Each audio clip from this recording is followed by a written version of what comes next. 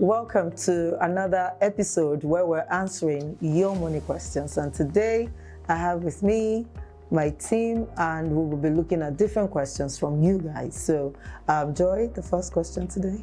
Okay, so the first question here is, I would really like to start saving. Please, how can I go about it? All right, great. Sometimes we wonder, how can someone know how to start saving? But the truth is, this is a student and he may just not know. So we'll answer that question today. Now, when you want to start saving, it's very simple.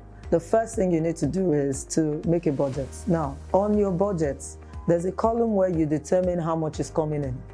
And then there's a column where you determine how you're going to spend what is coming in. That's what the budget is. So income and then expenses. So please list out sources of income you have. Even those monies that uncles give you when you're going to school, or your dad, or anybody that gives you money. List out, okay, as a student, where do I get money from? You list out that those sources and total it.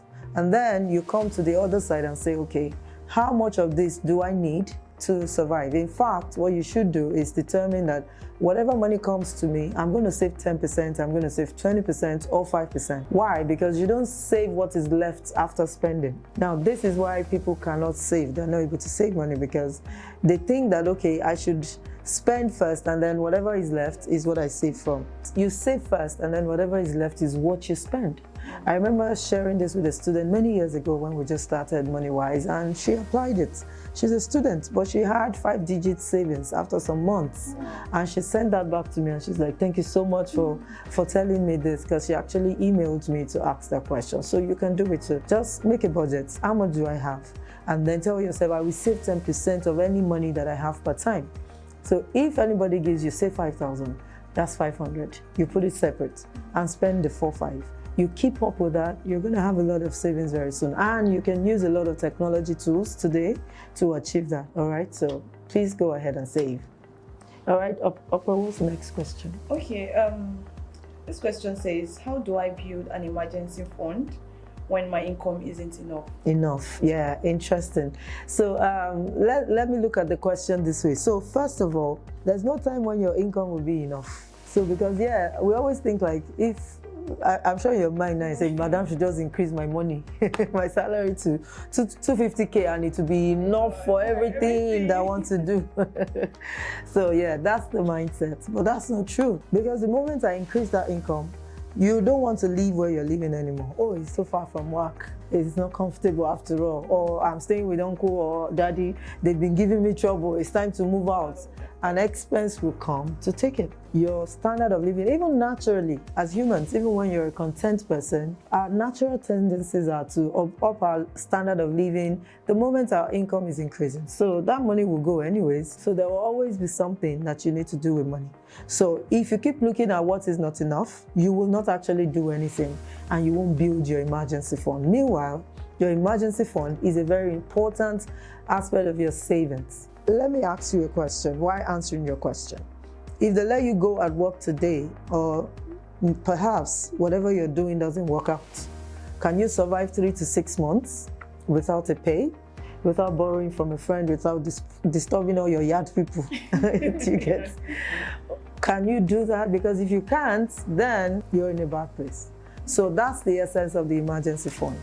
It is 3 to 6 months of your cost of living. So if you need 50,000 naira. 50,000 naira, to live every month, transportation, feeding, and all of that, you then say times 3. That's 150,000. If you're doing times 6, which is highly recommended, that will be 50,000 times 300,000. So I'm going to save. That becomes a goal that you're working towards. That every point in time, it can't happen immediately because you need to build it up. But then when you achieve it, you want to maintain that every point in time, I have 300,000 in my emergency fund, because it's a fallback. So your rent is not an emergency, your wedding is not an emergency. So you're not touching that money for those things, because those things give you notice. Emergencies don't exactly prepare you, they just happen. Someone falls ill, the roof of the house caves in. Those are things that you may not envisage and then they happen. That's what the emergency fund is. So all you need to do is make a budget, determine the amount of money that you can put towards that from your savings target. For example, if you want to save 20%, and assuming that comes to 200,000 naira, 50,000 from that, you decide to start using it to build up your emergency fund. Why the other 150,000 you can put towards your wedding, and then another 50,000 you can say, oh, I'm investing that.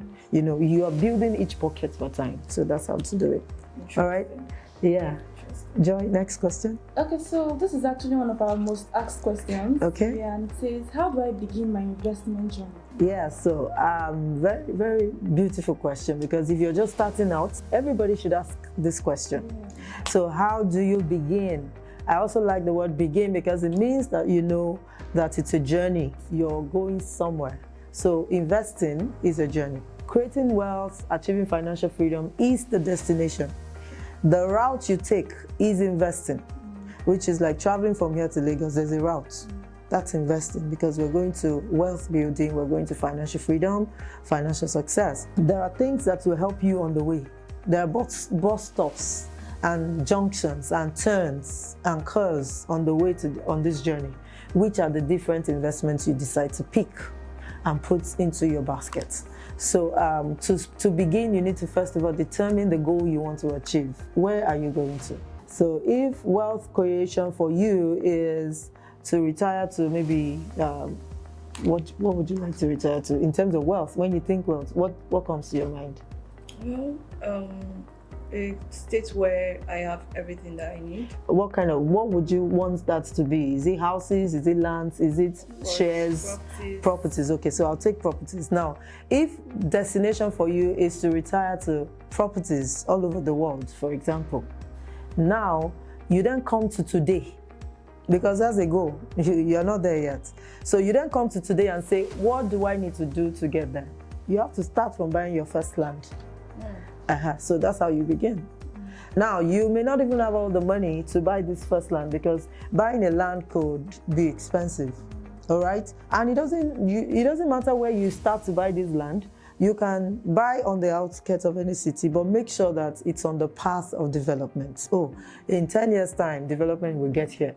In 6 years' time, it will get here. If you get a faster one, if you can afford it, oh, in 2 years' time, development will get. Why not? So, but you determine that destination and then come to today and say, how do I begin the journey? Oh, I will start buying land and paying installments. There are a lot of companies who do that. They allow you pay in installment for a land. So that's the beginning of the journey. But if you say, oh, I'm going to retire rich, like you were saying, where a state where I have everything that I want, it's vague.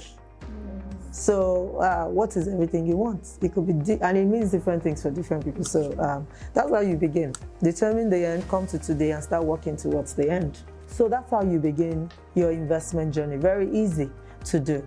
All right, so if you've not started, you need to get started today. Thank you so much to those who sent in their questions. We expect more questions from you as we go on this show, and we look forward to answering them. Please don't forget to like, subscribe to this channel if it's helping you, and also share it with your friends, your family, and frenemies. So see you next time. Bye now. Bye.